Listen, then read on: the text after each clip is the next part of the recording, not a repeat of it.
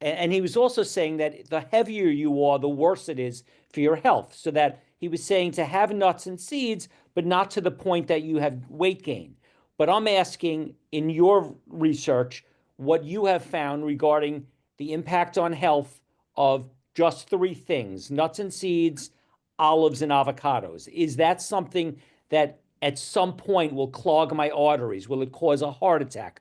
Will it cause stroke? Or are you saying it might make you gain weight, but this is generally a healthy food? Or are you saying, no, it's no different than any other fat and you want to avoid it if you can? Well, I think that the first thing is that good foods, bad foods. Broccoli is a great food, but if you have it once this year, it's not going to do any good for you at all. And brownies are not so great, but they're not going to hurt you if you have them twice.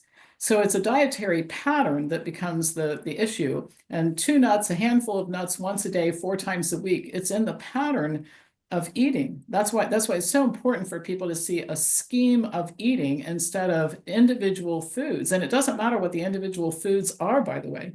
So people choking down cashews or a Brazil nut after lunch, I've never seen anybody where a Brazil nut was going to be the difference between their having a long lifespan and not. And if they're that precarious, they probably don't need to be in my office. They should be seeing an emergency room physician. So that's the first thing. It's not how much of each food and a particular food is important, what is the ratio of everything? Teaching people the ratios of foods, where does it fit in the diet? And for people that are overweight, 65, 70% of the people in this country qualify as obese, probably more than that right now. And so eating more calorie dense food is not the answer to that. Doesn't mean you have to give it up, but let's move it up the scale to this tiny part of the pyramid where you're not eating so much of it. And a prescriptive rule that says when I'm making a dish, I put it in instead of saying, try not to eat too much of it. What does that mean? I ate a half a bag instead of a bag. Well, I didn't eat as much, but you're still going to be overweight. The other thing is that high fat diets cause the body to produce more LDL cholesterol. So you're going to gum up the machinery in your arteries and you're going to end up with higher LDL cholesterol by eating a high fat diet. That's the condition that they're often in when they get to us, right? So they don't have to get rid of nuts. It doesn't have to be no nuts, and it doesn't have to be no avocado, and it doesn't have to be no olives. But how about we use those foods in dishes that require them and stop putting our hand in the cashew bag and buying 5 avocados at the store at 21 grams of fat per cup and figuring out what to do with them when we get home. Yeah, That's when when I we have get in trouble. yeah, I agree. When I think it's like portion size and portion control because when I have patients and they go to the big box store, they're buying a canister literally of nuts, Yeah. right? And we're stressed, we're doing work, and they're just sitting at the computer doing, and so that's where, yeah, it's not Spring's not using it as an ingredient. They're just using it as a snack all day long. There is one oil, though, I do want to talk about that was in the research studies last year and in Europe coming out of when they were looking at all the different type of oils, right? And testing, what the problem, because remember, too much fried foods, too much vegetable oils in the diet is just an omega-6, right? Which is pro-inflammatory. And again, the average person's about 20-1 in the ratio. Some places in America is about 70-1, which is crazy.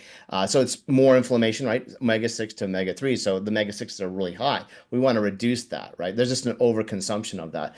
And the oil, so even being vegan, right, or plant-based, people can have, too much fried foods, right? Because that's all, or potato chips or whatever, right? So we want to start reducing that as much as possible. But the palm oil, out of all the studies that they were looking at in terms of metabolic tissue of the muscle and any kind of interference, although all the oils, we want to reduce, palm oil seemed to be the one that actually had the highest level of creating insulin resistance in the muscle tissue, meaning blocking the glucose uptake.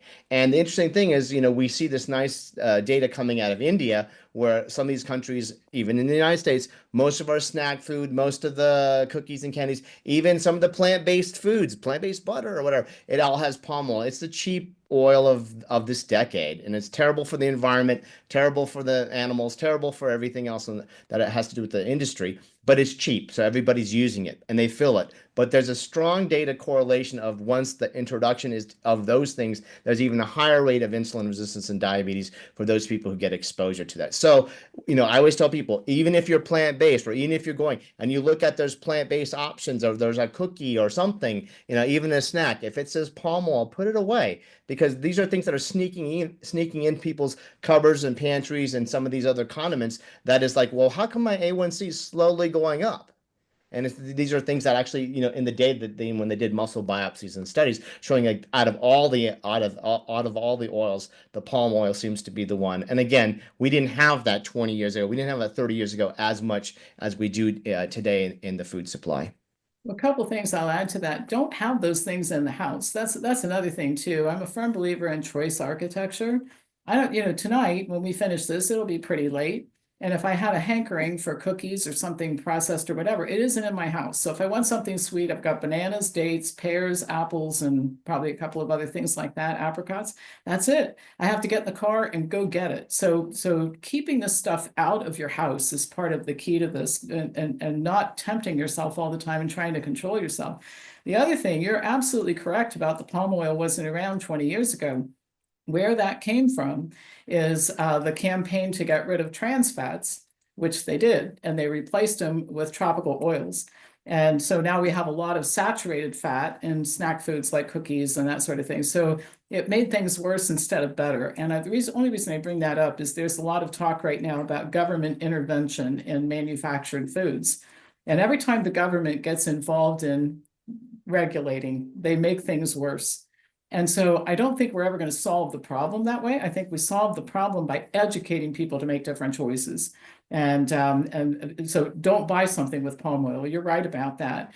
But replacing palm oil with something else, which could be the next thing, they'll come up with something worse for sure, right? So let's just teach people, if you have a cookie with palm oil on your birthday, you're probably not going to die. If you've got a shelf in your pantry allocated to that kind of stuff, you're probably going to get in trouble after this session tonight. Tomorrow morning at 9 o'clock, Dr. Gabriel Cousins is speaking. He's about 81 years old. He reports to be in very good health and does push-ups and dances and seems very good. He also is saying for some people to take 1.5 teaspoons a day of a very high quality salt, saying that table salt has been heated to 1200 degrees, but the actual mineral salt from the mineral beds actually has benefits, and that for certain people who have adrenal fatigue or have their ratio of sodium to other minerals out of balance, he's saying that this is something that would be beneficial. And I would be happy to do it, but I'm also have heard people say that salt causes strokes and heart attacks.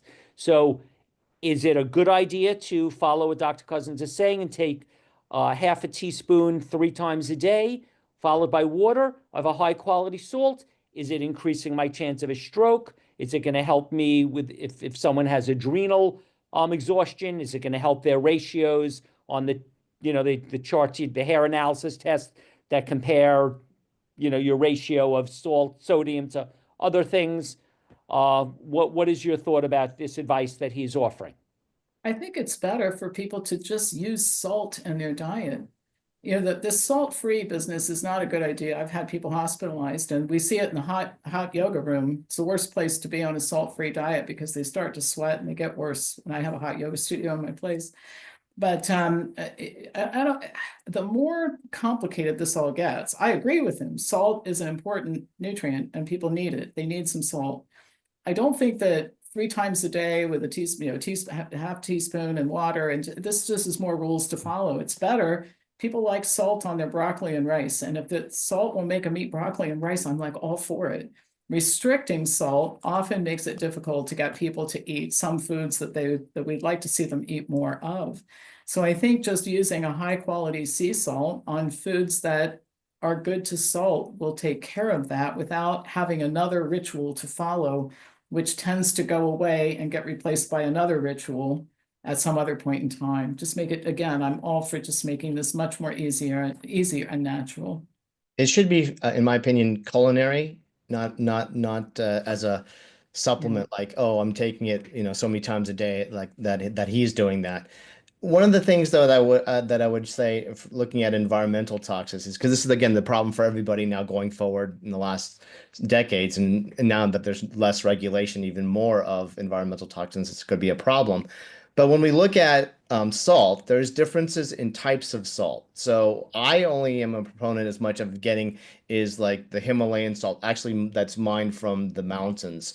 The reason being is because of the purity of the salt. So the most recent studies showed, in terms of when we look at microplastics, is that sea salt, which is the generic salt that most people will get, even at restaurants, I saw some of the day like, oh, I got French fries that says now with sea salt, or whatever, it's the fast food restaurant and all. But they found out that the sea salt has the highest amount of microplastics. Why? Because that's the ocean water that we're just drying and dehydrating. And so part of those little crystals actually have the highest amount of concentration of microplastic.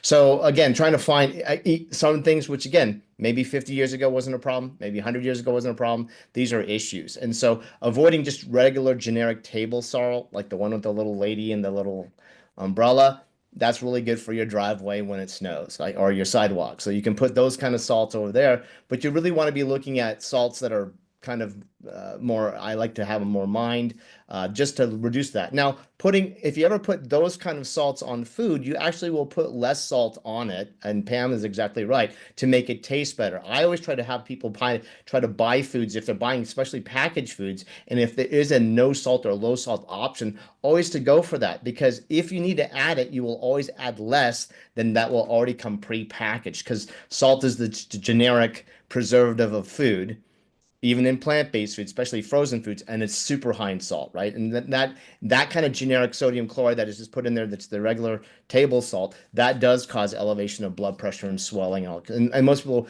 when they eat packaged, especially packaged frozen foods or snack foods that have a lot of salt, then they end up tendency having higher blood pressure and those kind of issues. And so then they're taking blood pressure medicines or diuretics or whatever. The idea is that the average person, when they eat out, or they eat too much packaged foods, it is heavily loaded with salt. And so if we can shift people, which we like to do, Pam probably does this as well, we're looking at trying to teach people how to cook, go shopping with them, easy recipes, things that they can actually do at home, which is a lot cheaper now than going out to get a meal.